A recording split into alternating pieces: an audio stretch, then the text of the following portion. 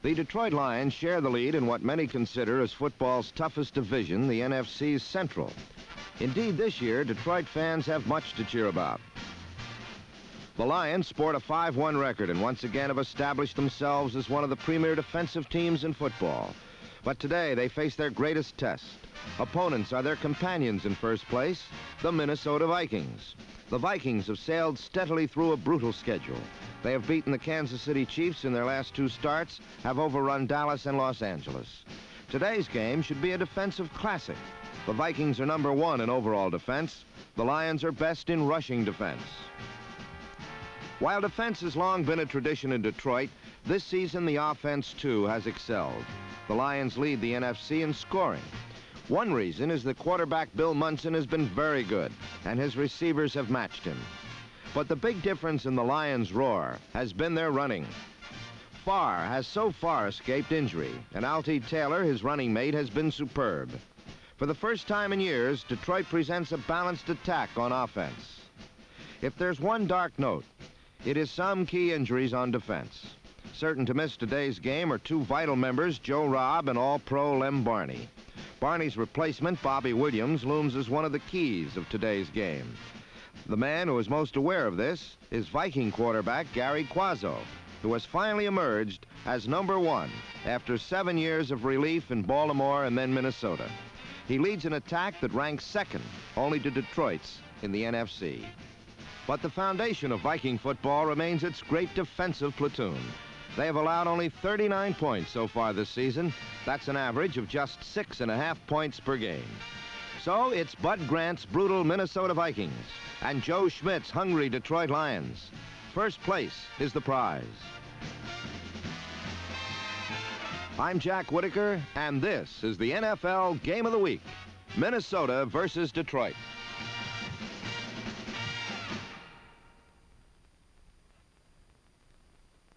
This game was to be one of the bitterest struggles of the season, and from the opening kickoff, it was obvious to the sellout crowd at Tiger Stadium that both teams were highly keyed for the following 60 minutes. The Lions had first possession. It was a time to probe the mighty Viking defense. Joe Schmidt's plan was to pit strength against strength, the 3rd best rushing attack in the conference against the 3rd best defense against the rush. The Vikings won the first round. The Lions failed to get 10 yards.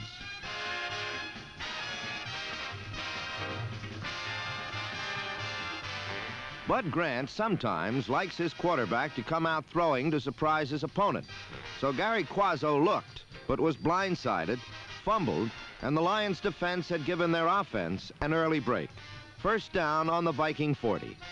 Tackle Larry Hand was the man who caused the fumble.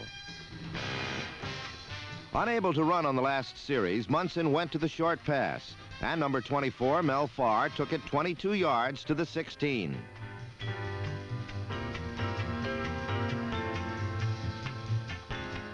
Two plays later, the Lions went into the lead as Munson found Earl McCullough all alone on a corner pattern. The Lions' defense had done what their opponents are so famous for, set up the short touchdown drive for its offense. Lions 7, Vikings nothing. The Vikings' second series would be much less disastrous. Quazzo, like his professor at Baltimore, doesn't like to leave his pocket, but can and does when necessary. However, Quazzo preferred to establish his ground attack through others, and Dave Osborne, number 41, had some success. Another part of the Viking plan was to mix Osborne's runs with passes from Quazzo to his great receiver, Gene Washington, number 84, and this one was good for 35 yards. On a repeat of this 3rd down play, watch Quazzo's protection, and then watch as Washington's 6'4" height makes it easy for him to grab Quazzo's slightly underthrown pass. First down on the Lions' 22. From here, the Lions dug in, and Minnesota failed to move on 3 straight plays. So Fred Cox came in and kicked a field goal, and the Lions now led 7-3.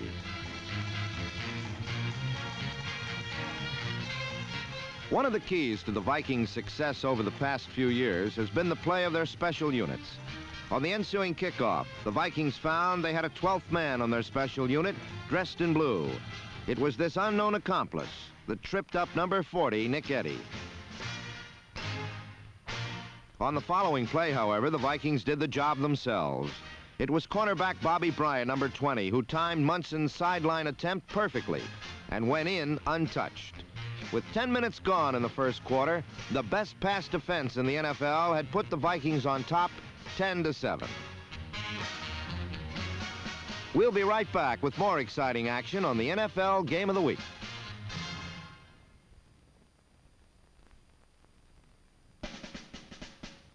The pattern of the game was now emerging. This would be a day in which defense would prevail. The Lions were unable to run at all on Marshall, Page, Larson, and number 81, Carl Eller, who was all over the field.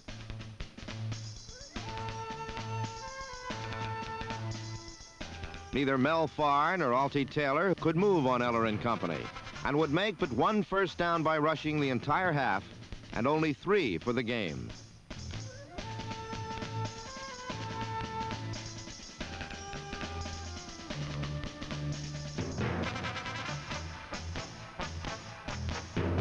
The Lions' defense was keeping them in the game. The kicking teams were preventing good runbacks of kickoffs or punts, covering well, and their front line was to this point bottling up number 41, Dave Osborne.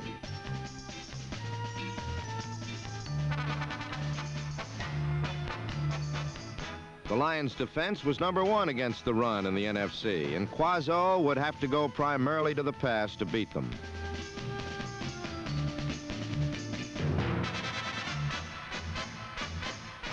From his own 20, he hit Washington on 3rd down to keep the drive going.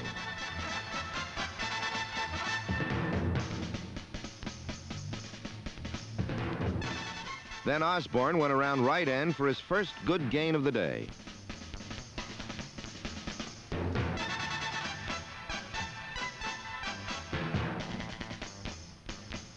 Now at the 45, Quazzo again went for the long pass on 1st down, but overthrew receiver Bob Grimm. The Lions' defense continued to stifle Osborne and Clint Jones, number 26, and Dr. Quazzo, a practicing dentist, would have to return to the drill. But before he could, Alex Karras tried to pull some teeth of his own before the patient opened his mouth. This cost him 5. 3rd and 7. Quazzo went to the sidelines for John Henderson, but again was off target, and the Vikings offense had to give up the ball. The Lions offense then began their first legitimate sustained drive as the first quarter ended. But wary as he was of the Vikings' great defense, Munson went to a short passing game to later pick up a 1st down on 3rd and 3. Then he went long for the first time. Avoiding a blitz by number 59, Lonnie Warwick, Munson found Altie Taylor, and Taylor's great catch took it to the Vikings 16. The Vikings secondary, though, is well known for their stinginess not only against the pass, but against the sweep. Farr tried it. Shirachman stopped it for a -2. So on 3rd and 7 from the 13, Munson went up top again. Behind perfect protection, he fired for receiver Larry Walton. Walton made the grab to put the Lions back in the lead.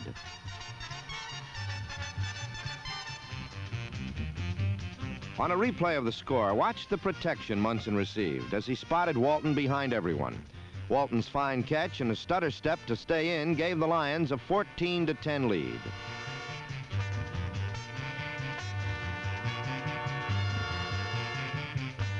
But it was now the Vikings' turn, and Quazzo began this drive by faking to Osborne up the middle and keeping himself around left end for 15 to the 44.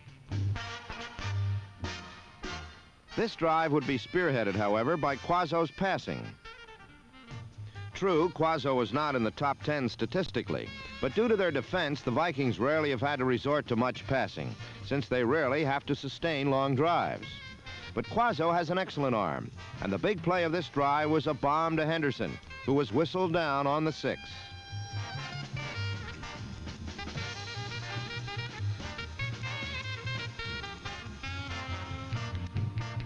On 1st and goal from the 6, Quazzo again overthrew his receiver. The kid who caught the ball, however, did the best down and out, up, over, and in move seen here in years. Quazzo then chose his own receiver, and the result was 6 points. Bill Brown was the man with the ball, and the Vikings again had the lead. On a repeat, watch the Lions' number 71, Alex Karras, get quickly by his man, but at age 35, Big Al just didn't have the speed to get Quazzo before he unloaded to Brown for the score. Vikings 17, Lions 14. The game was thus far living up to the pregame billing it well deserved. Both the Vikings and the Lions had come to play. With the Lions trailing by 3 midway through the second quarter, Munson could still afford to try and set up his passing with runs. But the Vikings' quickness is awesome, and safety Carl Kasulke came up to stop a third down play. Detroit had to punt again. Then, for the first time in the game, the Vikings moved consistently on the ground. With Dave Osborne and number 30 Bill Brown carving out 9s, 10s, and 14s, the Vikings drove to midfield behind the blocking of Yari, Sunday, Davis, Vallone, and Tingelhoff.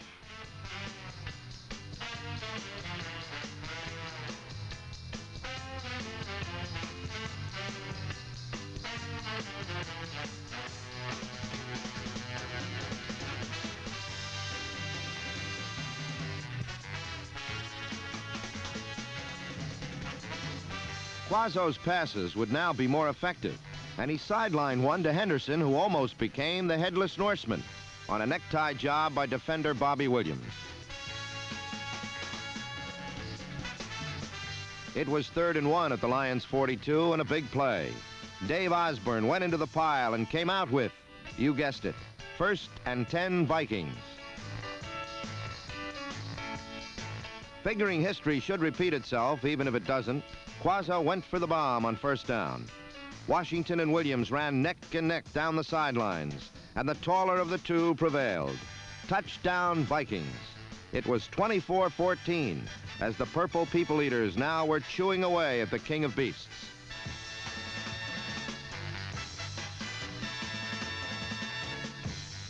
With less than 4 minutes left in the half, Munson was futilely still trying to run on Minnesota, but got nowhere. Again, they had to punt, and again, good coverage would pay off.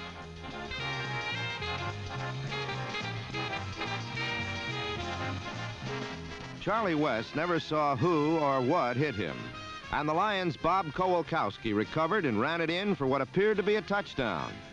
But the officials blew it dead at the 10, where Kowalkowski had recovered. It was still a big break, and if the Lions could take it in, they would go into the locker room down by 3. On 1st down, Farr went to the 7. 2nd and 7.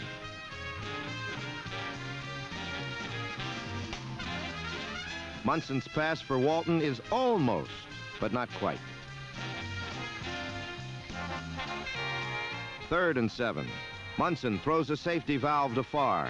Watch number 22, Paul Krause, as he moves quickly across the field to help stop Farr 3 yards short of the goal. 4th and 3. Joe Schmidt refuses to gamble and goes for the sure three-pointer. Mann's field goal makes it 24-17. The Lions are still very much in the game. With 22 seconds left, the Lions tried an onside kick. It almost backfired. Oscar Reed scooped it up like an all-star shortstop, cut back through the middle and went to the 45.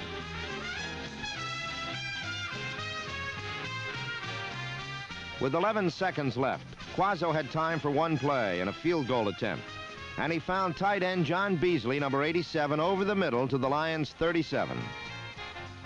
So Fred Cox came in to try to increase his conference scoring lead over Lion kicker Earl Mann, but his 45-yard attempt was wide left. The Tarzans of the North were in command of the King of Beasts as the half ended with the Vikings leading the Lions 24-17. We'll be right back with more exciting action on the NFL Game of the Week. With Minnesota leading 24-17, Detroit kicked off the second half to Clint Jones, who sped 30 yards up the left side of the field.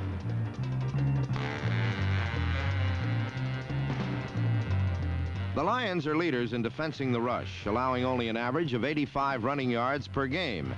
Minnesota ran for 95 against them in the first half alone. But in the second half, Detroit shut off the Viking running game.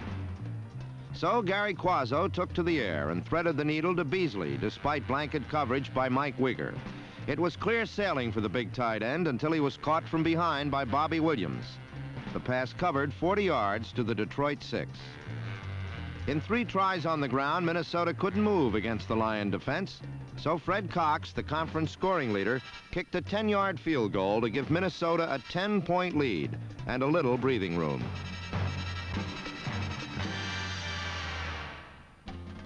(27-17). In the first half, Detroit hadn't been able to run against the Viking forward wall. Their 17 points were the result of Bill Munson's passing. In the new half, it quickly became apparent that if the Lions were to win it, it must be by the pass. So effective was the Viking defense, Detroit runners weren't able to get out of their own backfield. So Minnesota regained the ball, and then began an incredible and unlikely chain of events from 2 teams who pride themselves in seldom making mistakes. Gary Quazzo, attempting the quick strike, overthrew Bill Brown, and Dick LeBeau made the 52nd interception of his career, which tied him for 4th place in the all-time NFL rankings.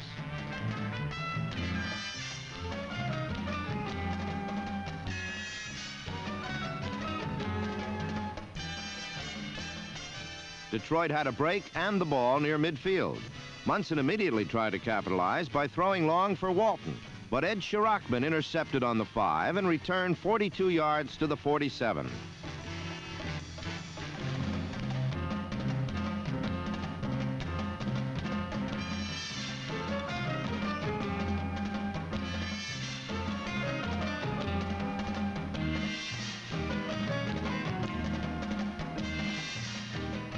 Then Quazzo, on a rollout, threw to Grimm in front of Bobby Williams for 18 yards.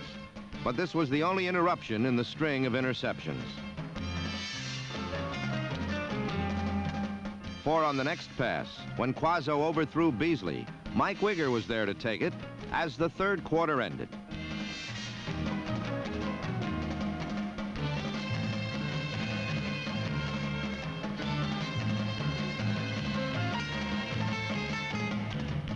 As the 4th quarter began, Munson made the comedy complete by throwing still another interception, the 4th in 5 consecutive pass plays.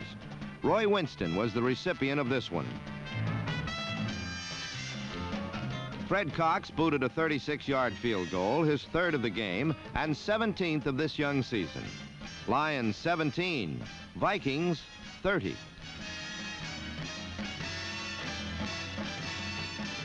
The remainder of the afternoon, the game lived up to its advanced billing as a titanic defensive battle. But it was a battle the Vikings clearly won. Minnesota stayed strictly on the ground, and although they couldn't gain against the strong Detroit defense, Gary Quazzo didn't attempt another pass. But Bill Munson and the Lions, trailing by 13 points, had to pass, and everyone knew it. 58,210 Detroit fans knew it. Bud Grant and the Vikings knew it. But most of all, the 11 men of Minnesota's magnificent defense squad knew it. And the results were disastrous for the Lions. On every attempt, Bill Munson was forced to hesitate because of the close coverage by Minnesota's secondary.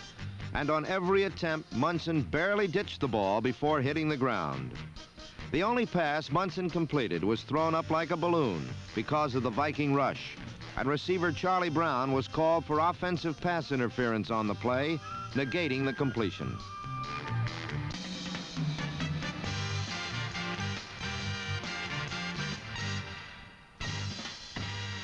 Greg Landry replaced Munson, but the result was the same.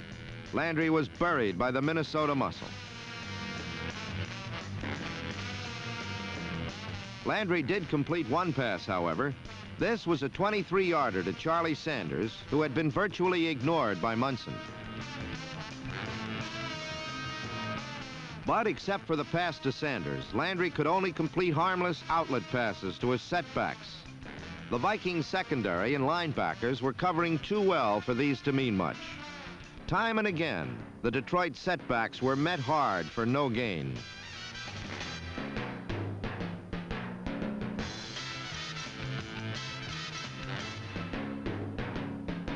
Most of the time, Landry ran for his life. He's a good running quarterback, but it's not the way to make up a 13-point deficit. The Viking defense had prevailed.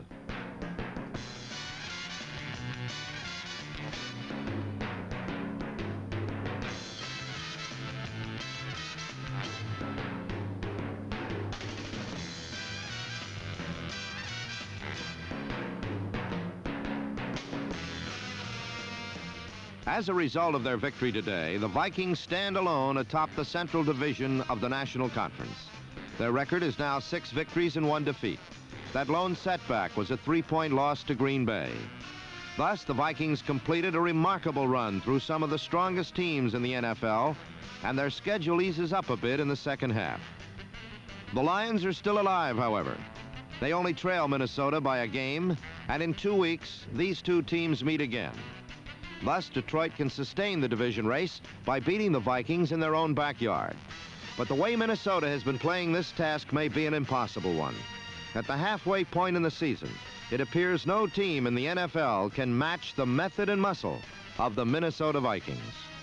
Final score, Minnesota 30, Detroit 17.